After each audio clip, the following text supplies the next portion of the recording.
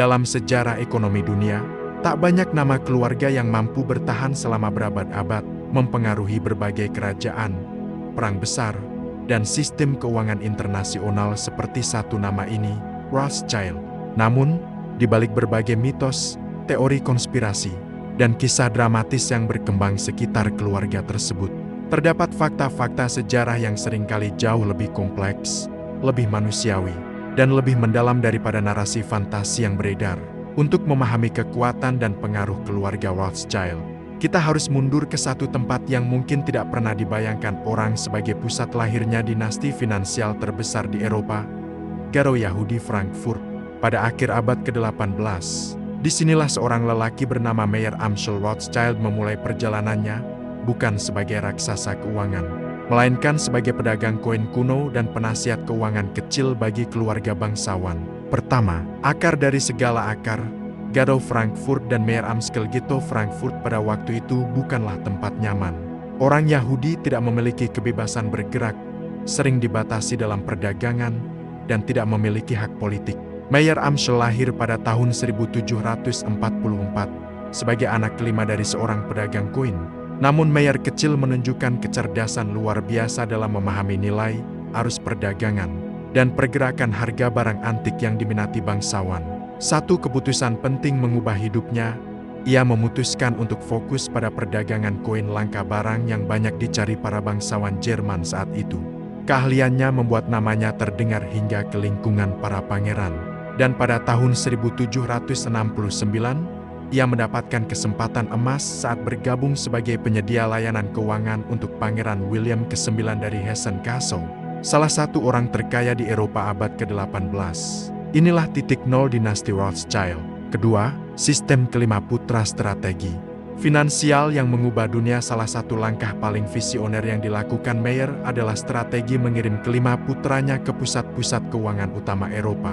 Amschel Meyer Frankfurt, Salomon Wiener-Neeson Meyer London, Carnapoli James Paris. Langkah ini bukan hanya soal ekspansi keluarga. Ini adalah strategi geopolitik dan finansial. Setiap putra menjadi ambasador keuangan, membangun jaringan dengan bangsawan, bankir, pedagang senjata, dan pemerintah. Dalam era peperangan Eropa, terutama masa Perang Napoleon, memiliki jaringan informasi cepat adalah segalanya. Keluarga Rothschild membangun sistem kurir pribadi, agen perjalanan, dan kapal-kapal kecil yang membuat mereka menerima berita lebih cepat daripada pemerintah. Banyak yang mengira inilah kekuatan rahasia keluarga tersebut. Namun faktanya lebih sederhana, informasi adalah senjata terkuat dalam bisnis. Dan Rothschild memahaminya jauh sebelum dunia modern memahami konsep intelijen ekonomi. Ketiga, Perang Napoleon, momentum yang mengangkat Rothschild ke puncak ketika Eropa terbakar oleh Perang Napoleon. Para bangsawan membutuhkan dana cepat untuk membeli persenjataan, membayar tentara bayaran, dan mengamankan suplai pangan. Namun bank-bank tradisional lambat dan birokratis. Disinilah Rothschild menjadi pilihan utama. Putra ketiga Meyer, Neeson Meyer Rothschild, yang bermarkas di London, memainkan peran besar dalam membantu pasukan Inggris. Ia membantu mengirimkan jutaan pound sterling emas ke Duke of Wellington di Portugal dan Spanyol.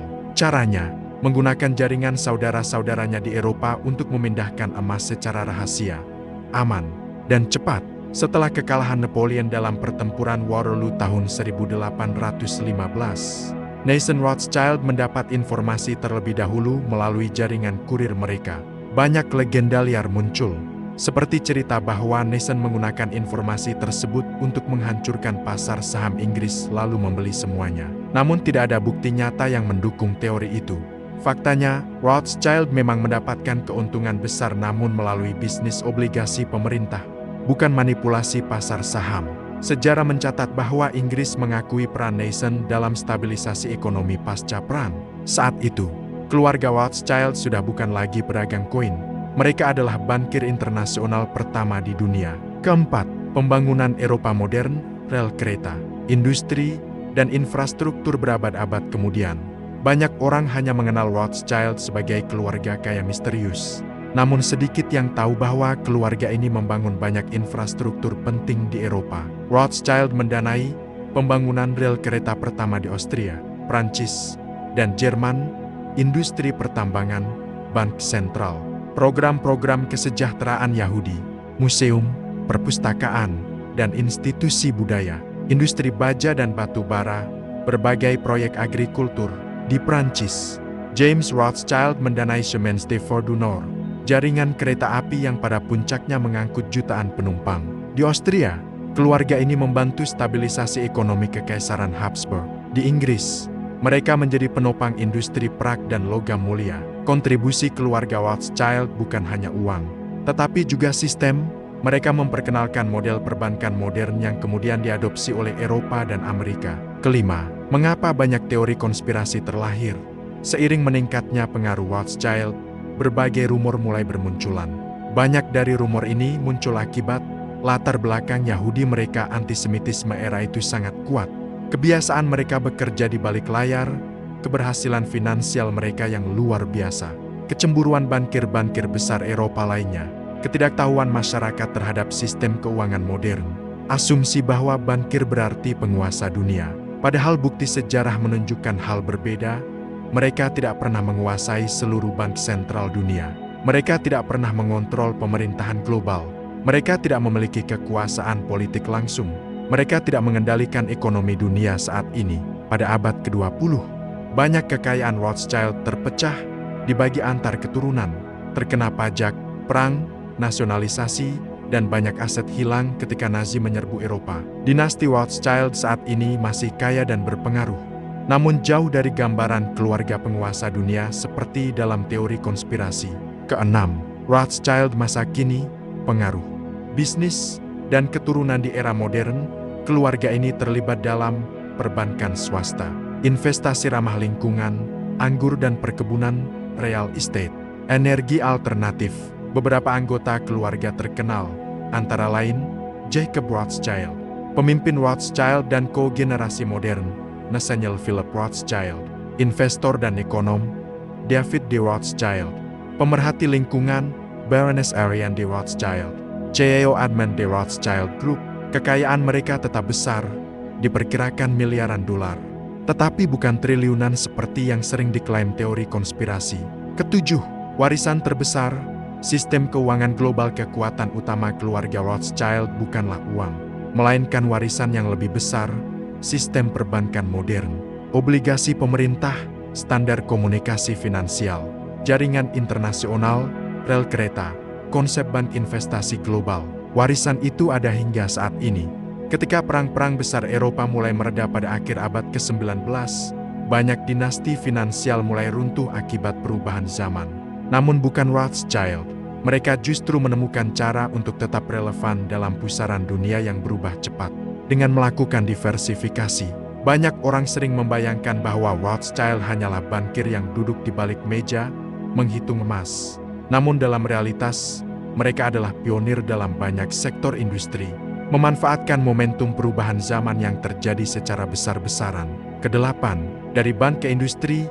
Transformasi awal abad ke-19 setelah Perang Napoleon berakhir, Eropa memasuki era rekonstruksi. Bangsa-bangsa membutuhkan jalur kereta, rumah sakit, tambang batu bara, pelabuhan, dan pabrik baja. Ini adalah awal revolusi industri kedua dan keluarga Rothschild tidak melewatkannya. 8,1 Rothschild di Prancis. Kekuatan industri baru. James Mayer Rothschild, pendiri cabang Paris, menjadi salah satu tokoh paling berpengaruh pada masa pemerintahan Raja Louis Philippe. Bisnisnya tidak hanya pada ranah ban, tetapi juga pendanaan rel kereta api Prancis, terutama Chemins de Fer du Nord, investasi industri logam berat, perkebunan anggur kelas dunia, dukungan logistik untuk pemerintah. Rel kereta api Nord menjadi simbol modernisasi Prancis. Setiap kilometer rel membutuhkan baja, batu bara, tenaga kerja, mesin, dan logistik. Semua sektor itu melibatkan Rothschild. Dengan begitu, keluarga ini tidak hanya menjadi bankir, tetapi pembangun Eropa. Kesembilan, Rothschild dan kereta api dunia. Infrastruktur yang mengubah peta. Politik masyarakat modern sering tidak menyadari betapa pentingnya pembangunan rel kereta bagi kekuasaan politik pada era itu. Kontrol atas rel kereta berarti kontrol atas perdagangan, kontrol atas mobilitas militer, kontrol atas arus logistik, dan kontrol ekonomi suatu wilayah. 9,1 Austria. Jantung Kaisar Habsburg di Austria. Cabang Rothschild di Wina menjadi penyandang dana utama Kaiser Ferdinand Nordbahn. Jalur kereta api pertama di Kekaisaran Austria. Rel ini menghubungkan pusat industri dengan wilayah kekuasaan Habsburg. Akibatnya, ketika kerajaan-kerajaan kecil Eropa mulai runtuh, Habsburg tetap kuat, salah satunya karena kemampuan logistik dan distribusi yang semakin efisien. Dan di belakang itu semua, ada Rothschild. Ke-10. Perang Crimea. Rothschild melawan Kekaisaran Rusia. Perang Crimea 1853–1856 mempertemukan kerajaan-kerajaan besar Eropa dalam sebuah konflik berdarah melawan Rusia, Prancis, Inggris, dan Kesultanan Armen bersatu melawan kekuatan Tsar.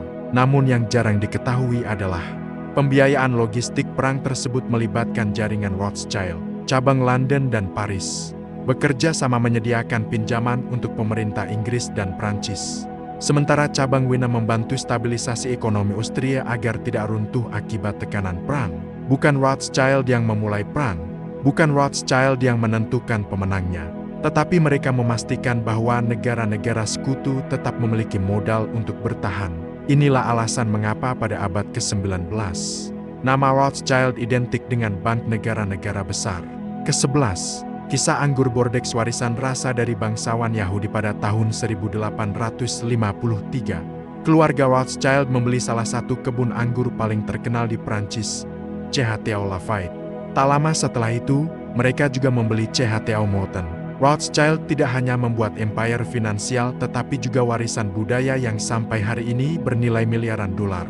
Botol-botol anggur produksi Rothschild menjadi simbol aristokrasi Eropa. Investasi jangka panjang bagi kolektor, bukti selera dan kekuatan ekonomi dinasti tersebut. Hingga hari ini, nama Lafayette Rothschild tetap menjadi legenda dalam dunia anggur, dengan lelang mencapai ratusan ribu dolar per botol. Ke-12. Masa gelap Rothschild melawan kebencian dunia. Tidak semua perjalanan keluarga Rothschild penuh cahaya. Abad ke-19 hingga ke-20 merupakan masa penuh kebencian antisemitisme. Keluarga Rothschild menjadi target rumor, fitnah, dan teori konspirasi dari berbagai negara Eropa. 12,1 Kaisar Jerman, pers Prancis, dan kampanye kebencian banyak bangsawan Eropa yang takut dan iri terhadap kesuksesan keluarga ini. Media Prancis pada masa itu sering menyebarkan karikatur antisemit yang menggambarkan Rothschild sebagai penguasa rahasia dunia. Padahal faktanya, mereka tidak mengendalikan politik dunia, tidak menguasai seluruh bank sentral, tidak memiliki kekuatan supranasional, dan tidak menciptakan perang. Kebencian tersebut didasarkan pada rasa iri kelas aristokrat, prasangka terhadap keturunan Yahudi, ketidaktahuan publik tentang sistem keuangan.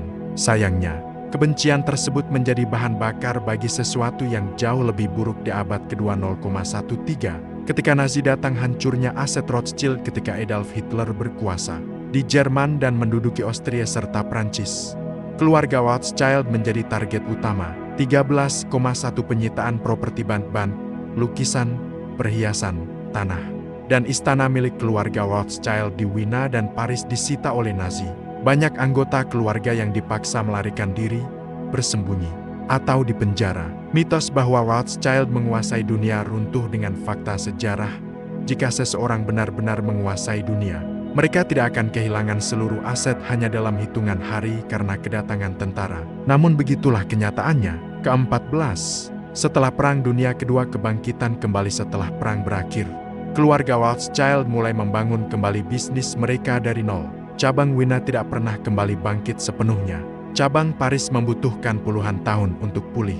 Cabang London menjadi pusat utama baru. 14,1 bisnis baru di era modern. Keluarga ini memasuki bidang energi terbarukan, investasi lingkungan, bank investasi, anggur premium, filantropi global, real estate, manajemen kekayaan. Rothschild tidak lagi sebesar abad ke-19, tetapi tetap menjadi salah satu keluarga finansial paling terhormat di dunia. Ke-15. Mengapa nama Rothschild masih hidup? Ada beberapa alasan mengapa nama Rothschild tetap bertahan. Mereka membangun jaringan finansial yang kuat. Mereka mempraktikkan manajemen kekayaan lintas generasi. Mereka beradaptasi dengan perubahan zaman. Mereka menjaga kerahasiaan dan konsistensi.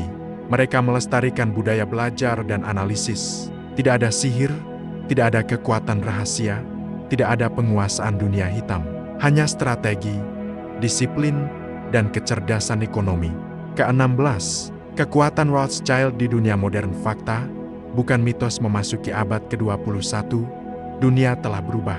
Kekaisaran-kekaisaran lama runtuh, teknologi menggantikan pedang, dan ekonomi digital mengguncang tatanan lama. Namun, di balik semua itu, nama Rothschild masih muncul dalam dunia perbankan global. Tidak seperti cerita-cerita konspirasi liar yang mengklaim mereka menguasai dunia. Kenyataannya jauh lebih realistis dan jauh lebih menarik. 16,1 Bank Rothschild. Hari ini Bank Rothschild & Co. yang bermarkas di Paris dan London saat ini merupakan salah satu bank investasi independen terbesar di Eropa. Konsultan keuangan untuk perusahaan multinasional. Penasihat untuk merger dan akuisisi terbesar di dunia. Pengelola aset bernilai miliaran dolar, tetapi bukan bank sentral, dan tidak memiliki kekuasaan politik global seperti yang sering dibesar-besarkan. Dengan kata lain, mereka adalah pemain besar, tetapi bukan penguasa rahasia. 16,2 Kehadiran di atas 40 negara. Rothschild & Co. memiliki kantor di Eropa, Asia Timur Tengah, Amerika Utara, Amerika Selatan. Mereka tidak mendirikan kerajaan baru, tetapi memfokuskan diri pada konsultan finansial, manajemen aset, restrukturisasi perusahaan, dan perbankan privat. Ini adalah bisnis yang memerlukan reputasi, bukan kekuatan militer atau politik. Ke-17, hubungan keluarga dan tradisi yang dijaga 200 tahun. Banyak dinasti dunia runtuh karena konflik internal. Namun keluarga Rothschild menemukan kunci yang membuat mereka bertahan selama lebih dari 2 abad. Tradisi keluarga. 17,1 Pernikahan sesama Rothschild pada abad ke-19. Untuk menjaga kekayaan tetap terpusat, para anggota keluarga Rothschild sering menikah dengan sepupu mereka sendiri. Tujuannya, menjaga rahasia keluarga, mempertahankan aset, mencegah kekuatan finansial keluar dari lingkaran Rothschild. Namun tradisi ini perlahan hilang pada abad ke-20, ketika banyak keturunan Rothschild mulai menikah dengan pasangan di luar keluarga. 17,2 Pendidikan kelas dunia. Setiap anak Rothschild dididik untuk memahami ekonomi, menguasai bahasa asing, mempelajari sejarah dan geopolitik, mempraktikkan filantropi. Mereka tidak hanya kaya, tetapi juga berpendidikan tinggi. Ke-18, dunia filantropi Rothschild. Kekayaan untuk kemanusiaan jarang disorot, tetapi Rothschild adalah salah satu keluarga dengan kontribusi filantropi terbesar di Eropa. 18,1 Rumah sakit Rothschild di Paris berdiri. Hapital Rothschild, sebuah rumah sakit besar yang dibangun oleh keluarga ini untuk membantu kaum miskin dan komunitas Yahudi pada abad ke-19. Hingga hari ini rumah sakit ini masih berdiri dan melayani masyarakat umum. 18,2 Museum Seni dan Pendidikan Keluarga Rothschild mendonasikan lukisan-lukisan mahal, manuskrip sejarah, bangunan-bangunan tua, koleksi seni Yahudi dan Eropa. Mereka sadar bahwa kekuatan ekonomi harus dibarengi dengan kontribusi budaya. Ke-19, Rothschild dan negara Israel. Fakta sejarah, bukan mitos. Banyak teori liar menyebut bahwa Rothschild mendirikan Israel. Faktanya lebih kompleks dan memiliki bukti sejarah yang jelas. 19,1 Baron Edmond de Rothschild. Tokoh utama yang terlibat adalah Baron Edmond James de Rothschild dari cabang Prancis. Dia adalah filantropis, pendukung koloni pertanian Yahudi di Palestina pada akhir abad ke-19, penyandang dana organisasi Hovevei Zion, dan pendiri beberapa permukiman awal Yahudi. Namun, penting dicatat, dia menolak ide negara Yahudi yang agresif. Dia tidak mengendalikan gerakan Zionis. Dia tidak memiliki kekuatan politik global. Edmond de Rothschild terlambat mengetahui deklarasi negara Israel pada 1948. Ia meninggal pada 1.934.192. Pengaruhnya kecil tetapi penting. Kontribusinya bukan kedaulatan politik, tetapi lahan, teknologi pertanian, dan modal. Ini memperkuat komunitas Yahudi awal, tetapi bukan berarti ia mendirikan negara. Ke-20, Rothschild dalam Perang Dunia I. Dokumen dan bukti dalam Perang Dunia I. Inggris, Jerman, Rusia, dan Prancis terlibat dalam perang besar. Banyak teori konspirasi menuduh Rothschild berada di balik perang itu, tetapi dokumen resmi membantahnya. 20,1 Siapa yang mendanai siapa? Faktanya, cabang Rothschild London mendanai Inggris, cabang Rothschild Paris mendanai Prancis. Cabang Rothschild Wina berada di bawah tekanan Austria-Hungaria. Cabang Frankfurt hampir runtuh karena kekalahan Jerman. Dengan kata lain, keluarga ini tidak berada di satu sisi yang sama. Mereka terpecah oleh negara tempat mereka tinggal. Jika mereka memiliki niat menciptakan perang, mereka akan menyelaraskan kepentingan keluarga. Tetapi yang terjadi sebaliknya, ke-21, abad 20, dekonstruksi mitos Rothschild setelah 1950-an, dunia berubah. Bank sentral dikelola negara dan diperkuat oleh undang-undang modern. Ini mengakhiri dominasi finansial keluarga-keluarga lama seperti Rothschild. Namun rumor tentang mereka tetap hidup bukan karena kekuatan mereka, tetapi karena sejarah panjang mereka, kesuksesan besar mereka, dan ketidaktahuan publik tentang sistem ekonomi. Kenyataannya jauh lebih membumi. Rothschild hari ini tidak memiliki kekuatan politik global, tetapi mereka adalah simbol keahlian finansial yang dibangun selama ratusan tahun.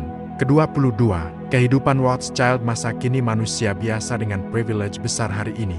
Keturunan Rothschild bekerja sebagai bankir, ahli lingkungan, penulis, aktivis konservasi, pembuat anggur, investor teknologi, pengusaha sosial. Contohnya, Jacob Rothschild cabang Inggris filantropis dan kolektor seni, Nathaniel Rothschild investor bidang energi dan finansial, Ariane de Rothschild CEO admin de Rothschild Group. Mereka bukan penguasa dunia, bukan dalang global, bukan raja di balik layar. Mereka adalah keluarga kaya yang pintar mempertahankan tradisi dan pengetahuan. Ke-23, mengapa kisah Rothschild tetap menarik?